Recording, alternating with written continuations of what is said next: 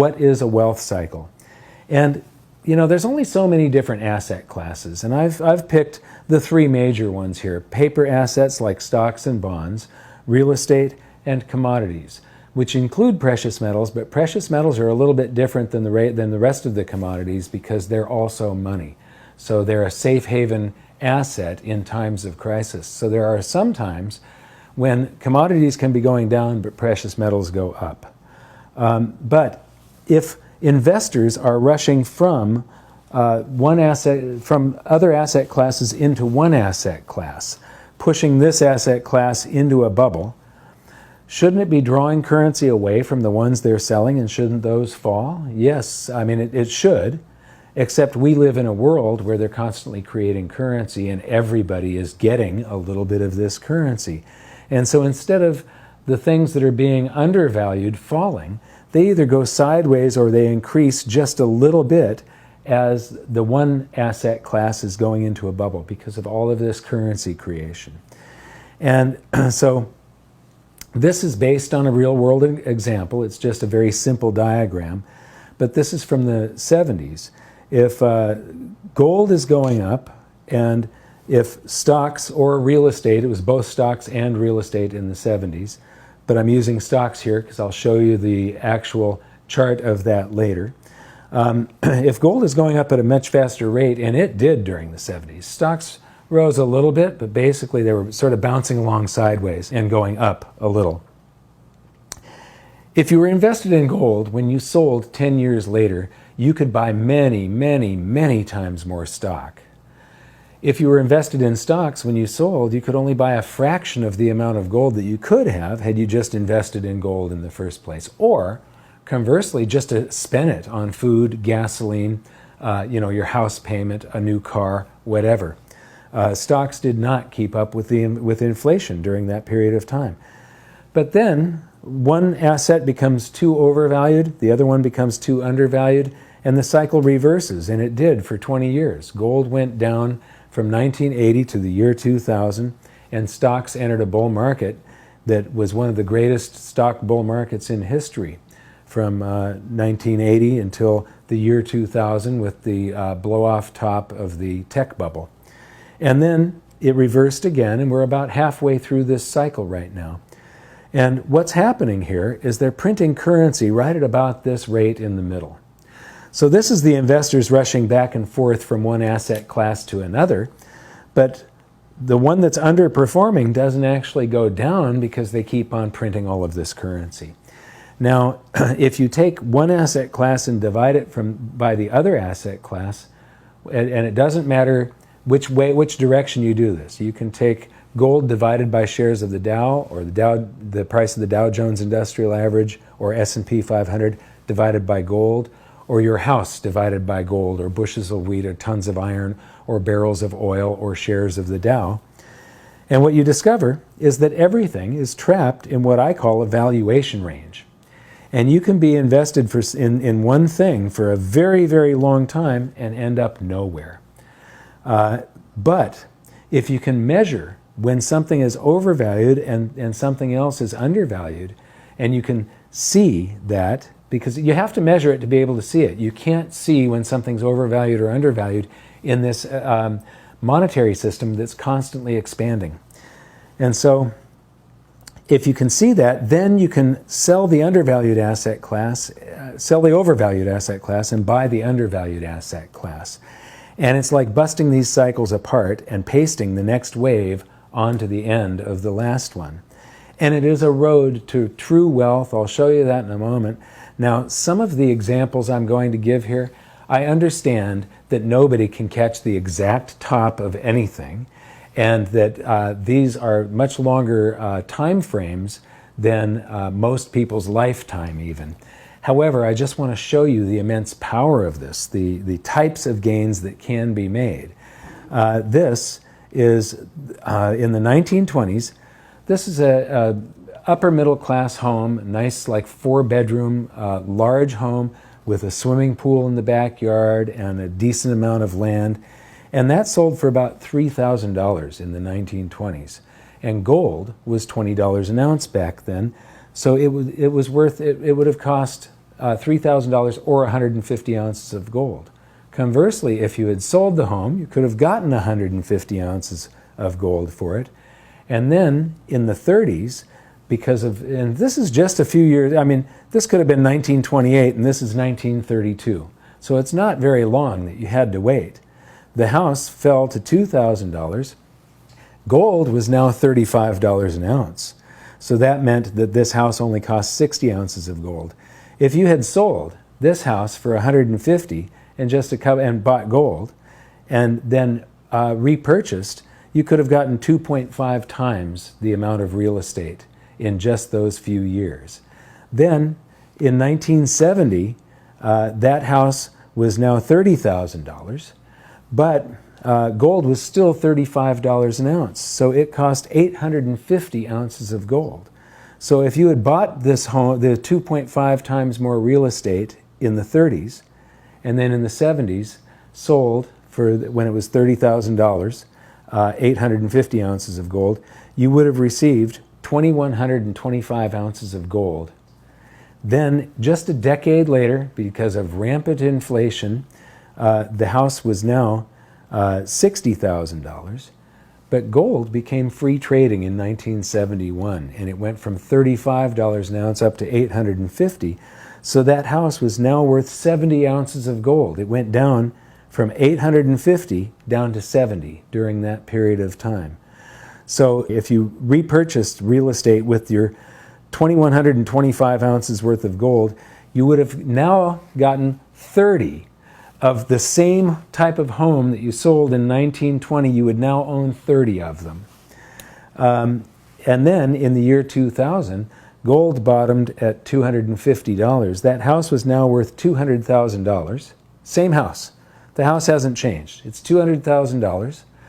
But gold had gone down, so it now cost 800 ounces. And so if you sold the house in the year 2000, you would have received 24,000 ounces of gold. Then in 2011, gold hit $1,925 an ounce. And the house was now worth $300,000. But it was only worth 150 ounces of gold. So you could have, in 2011, bought 160 homes with the proceeds from taking this one home and just going back and forth to different asset classes. 160 homes. However, this cycle isn't done yet. This is, you'll see later in the Dow Gold ratio, gold's price went from 35 to 200, from 71 to 74. And then it went back to 100 to late 76, and then it took off and went to 850. We're basically in that mid-cycle correction now, and it's pretty much over with. And so now we get to see the fireworks of the end of this cycle. I don't know when the end is going to be. I don't know if it's going to be 2019, 2020, 2021, 22, could be 2023. But what I'm fairly confident in is that house is measured, it could be $30,000 measured in US dollars if we're still fighting deflation and we don't have any big inflation, but it could also be $3 million if the Federal Reserve is fighting deflation and they just print and print and print, and it keeps on going into real estate and the stock market. But either way, it's measured in gold, it's probably going to be somewhere around 50 ounces of gold. And if it hits 50 ounces of gold, that means you could buy 480 homes that are the same home that you started here with in the 20s. It's just the same investment, just jumping from different asset classes. Now, the gold that you received here makes you worth, let me see, I think that was about $30 million worth of gold. If you hang on to it and buy this real estate, this is about $1 billion worth of real estate. So you've gone from $3,000 to $1 billion. That's, this sounds absurd, but these are just numbers. This is an exercise on what is a wealth cycle and how big is its power. So this is the maximum power. You'd have to have a lot of luck, but you can catch quite a bit of this wave just by looking at numbers and making the right decisions. Now I'm going to show you a real-world example of the Dow Jones Industrial Average. This is it measured in points. And this is a fairly old chart. It would take several days, if not a week, to update this presentation to today's prices and everything. I'm teaching a concept here. At the end of the presentation, I'll give you today's price of gold, and I'll tell you where this would be if these charts were going today. But when you take this chart that goes back to the year 1900, when you take it and divide the points on the Dow, which are basically determined by the dollar value of the underlying stocks, so call points dollars, take the points on the Dow, divide them by the price of an ounce of gold, and you get the Dow Jones Industrial Average not priced in dollars but priced in gold. And what you see is that it's going nowhere. It goes up and down. The bubbles are getting bigger because we keep on printing more and more and more fiat currency. But there's a mean here, an average that it goes through. It's going to return to that, and it's probably going to overshoot. And when it does, I think that this is one of the greatest opportunities presented to anybody in modern times, and I sort of see this as an inevitability. And one thing I do want to say is that if you had purchased, to show you that if you ride just one asset class, you potentially get nowhere over a lot of your lifetime. If you had invested in the Dow in stocks in 1929, right at the peak of the stock market bubble, it would have cost 18 ounces of gold to buy one share of the Dow. And if you held on to it for 89 years, those stocks, and sold them now, you could buy 19 ounces of gold. Your return for the whole 89-year period was 5.6%. It's about 0.06% per year. And you know, there were periods during this time when we had raging inflation. In other words, you didn't go anywhere. You were invested your entire lifetime and you didn't make a gain. So if you take this, you can see that there's sort of a cycle here. But if you really want to see the cycle, this is the Dow priced in gold. But if you take gold priced in the Dow, you get this chart, overlay that with the Dow priced in gold, and now you can really see a cycle. I mean, that is just a perfect cycle that you can jump in and out of, but you only have to make a few decisions in your entire lifetime to be an immense winner. If you had invested, if you're invested in stocks and you ride them up and sell and buy gold and measure to see when gold is getting overvalued and stocks are undervalued again, go back into stocks and then back into gold and then back into stocks and back into gold. If you had invested back here just $30 in stocks and did this technique, your $30 would have become $15 million from just 30. Now, this again is almost impossible to catch the exact peak and the exact bottom of everything and to have perfect timing. But it just shows you the immense power of this.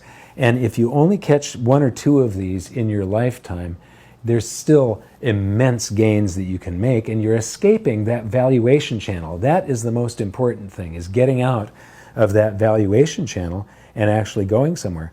The total maximum that you could have achieved here is 50 million % returns. That's unheard of. Now, this also would have taken 3 generations. This is more than 100 years. You're talking about 1903 to the year 2018. So that is the end of this portion of the presentation. The next portion is going to be the everything bubble. We're going to update you on where stocks are, where real estate is, where bonds are. So thank you very much for watching this section. I hope you really got something from that, because this is the difference between price and value.